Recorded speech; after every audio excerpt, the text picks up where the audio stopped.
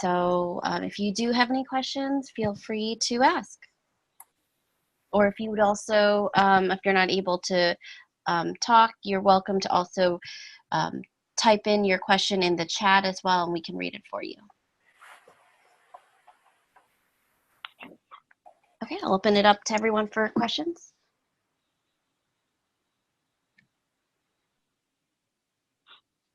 I have a question. Go ahead, Eve. Rod, thank you so much. That was a wonderful talk.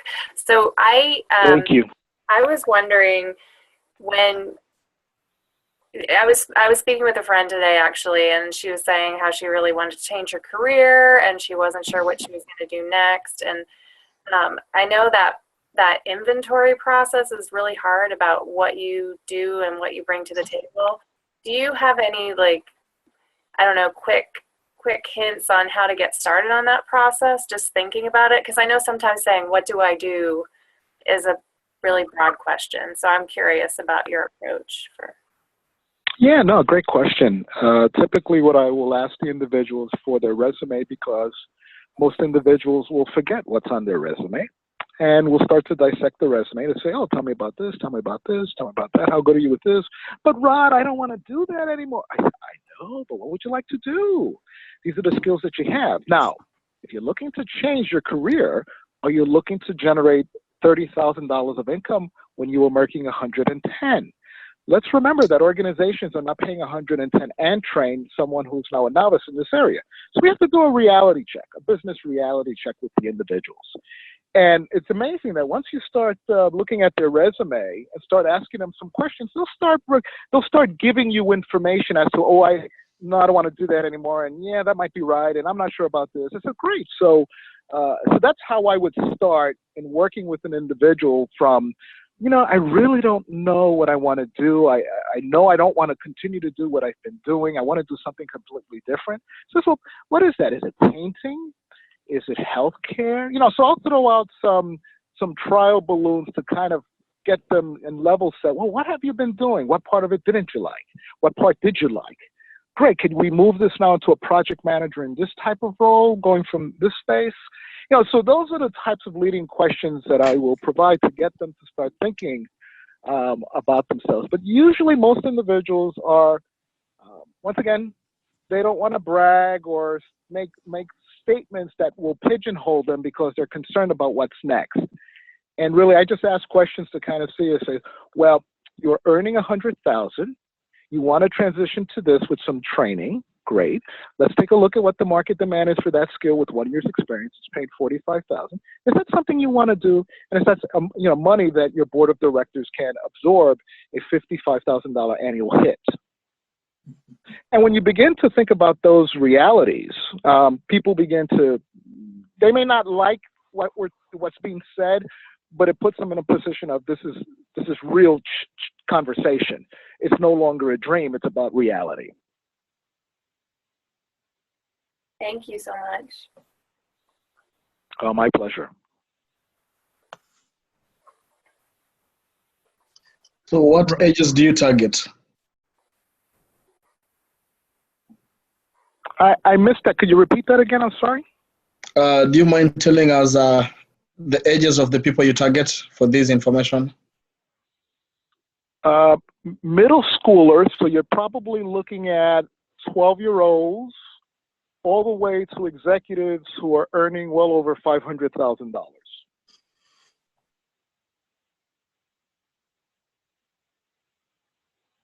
Okay. And globally. So I've been to India, I've been to China, I've been to Taipei, I've been to Latin America, I've been to France, England, Spain. This message is global. And I spend as much time with college students and middle school kids, with executives and professionals, because the whole aspect of managing your career as a business is critically important and should be learned early on.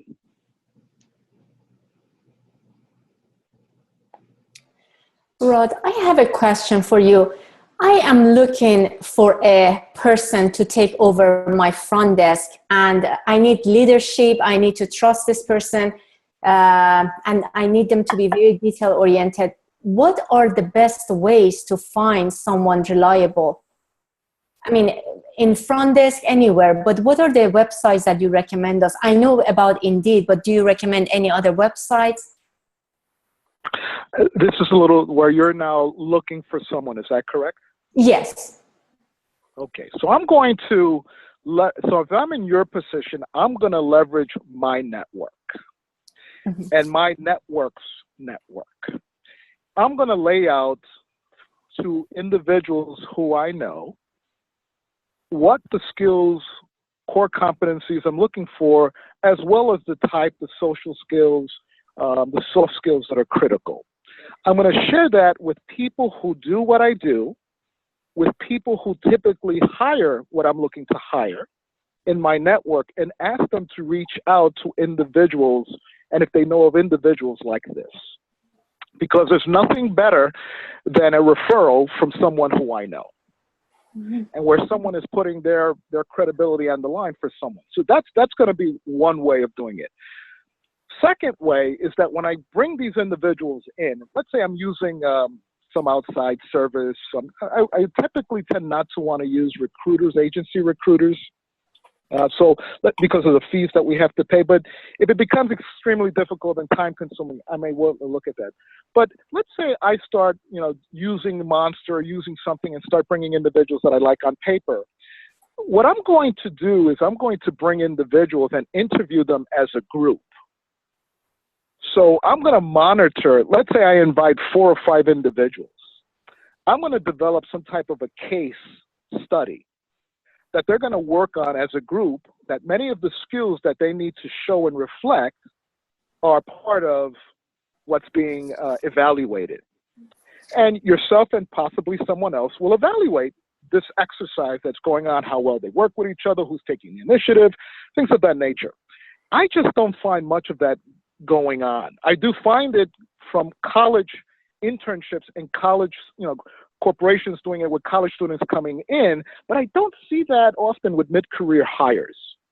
And I would say that that's an opportunity to truly get some good insight as to how individuals truly work in a group setting.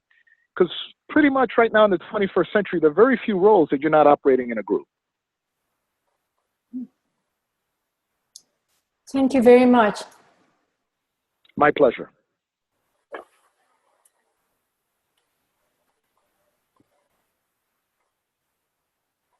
Ryan, I have a question. This is Gene Perry. I have a niece of mine who I've been trying for the last couple of years to take the initiative and change her target profession. She's sort of narrowed down to some very narrow jobs, careers, and I mean the numbers, as you were saying at the beginning of your talk, to me just doesn't exist. And she's very bright. She's got a great education, but she's narrowed it down to TV broadcasting and the sports industry. And that to me seems like you've picked 2 fields that are so tiny. And she's almost that personal evaluation or inventory that you alluded to.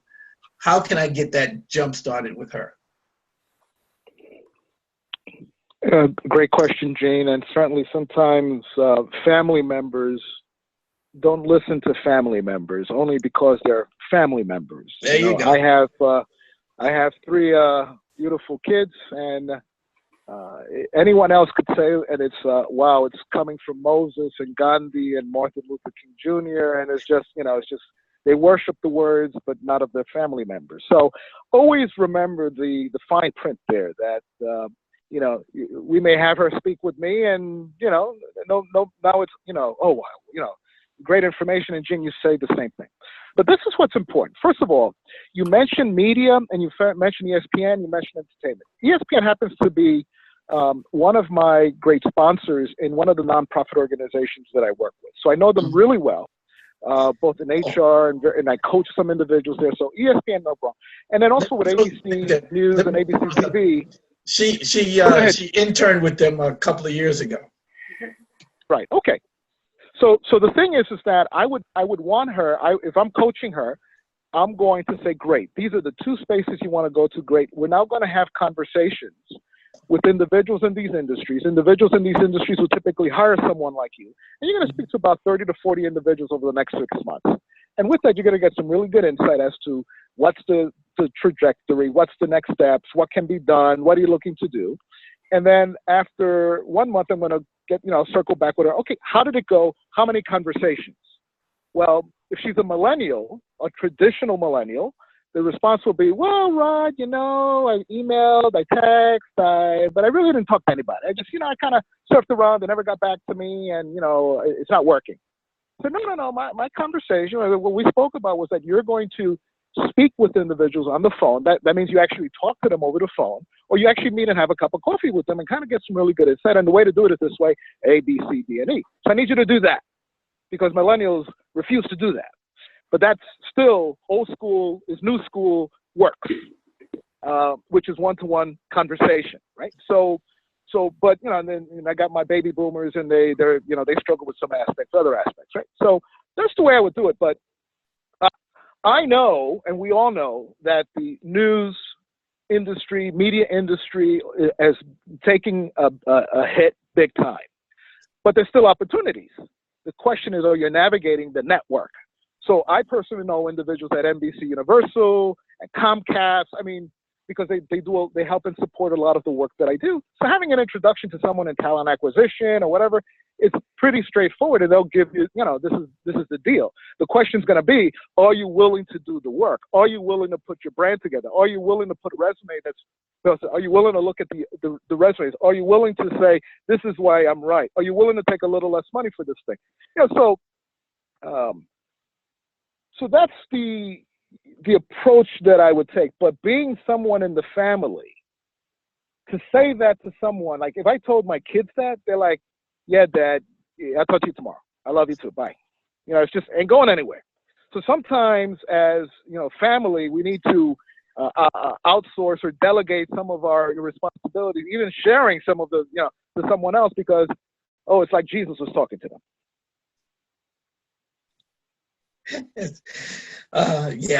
That is so true. But I guess because I'm old school, because now I'm thinking a job with the Consolidated Edison may not be a bad thing either. So you're not saying maybe consider another field? Well, this is the way I look at it. As a business owner of a great enterprise, why should I limit my options? It's foolish. Yeah. But we want to first start with where her core skills can be, and then we begin to, diversify our portfolio and service line to other industries. No problem. No issue. But if I go in and coach someone saying, well, I think these two industries or one industry is no good and you're not going to make it and blah, blah, blah, it immediately starts it off in the negative. What I want to do is confirm what their thinking is, if it's good, solid business rationale, and then pose other options as well for money. Maybe in ESPN you'll be making $50,000, but at a Goldman Sachs you'll be making $95,000, but working more hours. What's more important to you? Well, really, for millennials, it's not always the money. It's about the environment. It's about what they give. What's the social, strata of the organization to the community and its impact to, globalization and cultural pieces, as well as the environment. These are key things for millennials. So it's not just about money. And they're not going to hang around in an organization for a long period of time if they're not feeling the love. So we need to, as business owners, and this is where I spend quite a bit of time in diversity and inclusion and unconscious bias and privilege and all these types of things in all different aspects, is that as business owners, we need to relate to our audience. It's no longer about they have to relate to us. As baby boomers, that's how I grew up. Hey, follow the leader. All right, yes, sir. Let's march. How far? How high? Yeah. No. Not anymore. In the 21st century, we really need to look at things differently. And as a business owner, it's always about the audience I'm talking to. We need to be able to be fungible and nimble enough to understand who's my audience and how can I best relate to them.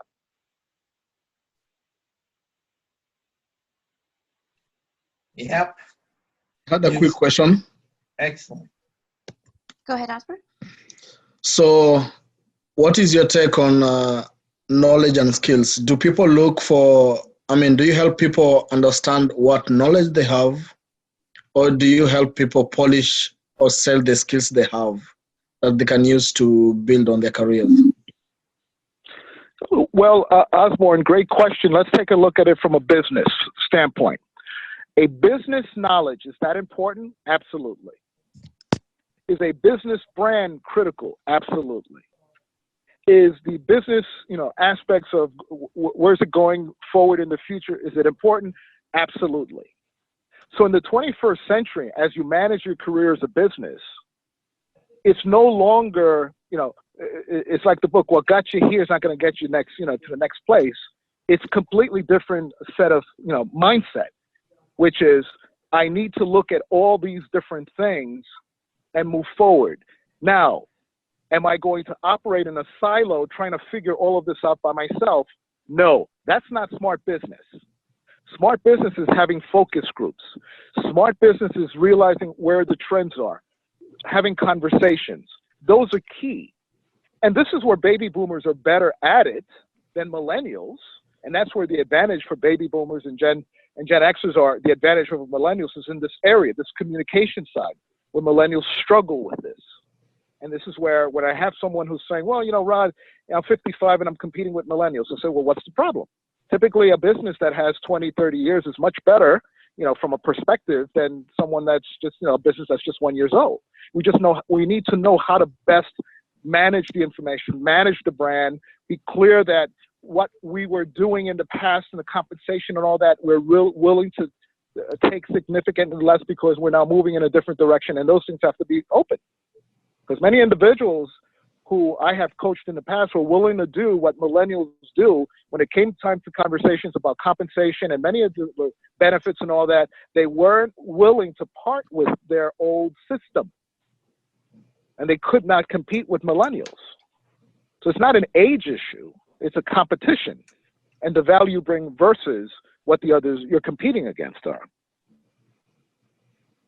So Osborne, your question was much more to an individual person when I'm going to look at it as a business. When you take your question and pose it to a JP Morgan, when you pose it to a Stryker, when you pose it to Bank of America as a business, and how would they handle it, that's the way I want you to think about it as well. Okay. Well, thank you so much, Rod. I just want to close out the program with before we do our 4-way test, but I wanted to ask one more question. You mentioned networking tips and reaching out to people through LinkedIn, and for us, to connect with you to LinkedIn, but also to note how we know you. What are your tips for people connecting through LinkedIn, or if they don't have that original connection, and people's profiles in general for networking online? Great question. So on LinkedIn, accepting or extending is always with someone I've met or I've spoken with. I never do a cold LinkedIn connection. It's always with someone that either I have spoken with, or they have spoken to me, or they've heard me speak, or they've read my book, or there has to be some common ground or understanding to join my team. And that's the culture that I have in my organization and my team, is that I got to know you to some level because I want to help you, and I know you want to help me, but we have to be comfortable and have some level of trust. So if I find someone on LinkedIn that I like and I want to be connected to them, that means I know someone who knows them. So instead of doing a cold email or a cold LinkedIn connection, I'm going to ask Gene, typing into my note, Gene, how well do you know Osborne? Osborne is someone that I absolutely can benefit from a good conversation because he has this skill set and he's really good at this stuff. And I'd love, to be connected with him. What do you say, Gene? And Gene will say, well, Rod, I really don't know him that well. I say, no problem. Or he will say, oh, I know him really well and would love to. And then I'll say, look, how would you prefer me, email or through LinkedIn? But what I want to do is share with you so you can forward this on to Osborne why I want to talk to him. And in that note, I cover three things. What is it about Osborne that I want to talk to him? What is it about his skill set, what he's done? What is it about the company that he works for that I'm interested in? That there's really good information, good discussion could come out of it. And three, what is it about me that would make for a good conversation? Because I have to protect Gene, who's the connector. And for me, it's always about protecting the connector. So those are a couple of things there. I could talk, as you can tell, I can talk about this forever. Well, that was a great overview of that. I know that there's a lot bigger topic to go along with networking. So thank you so much. Thank you very much for being here tonight.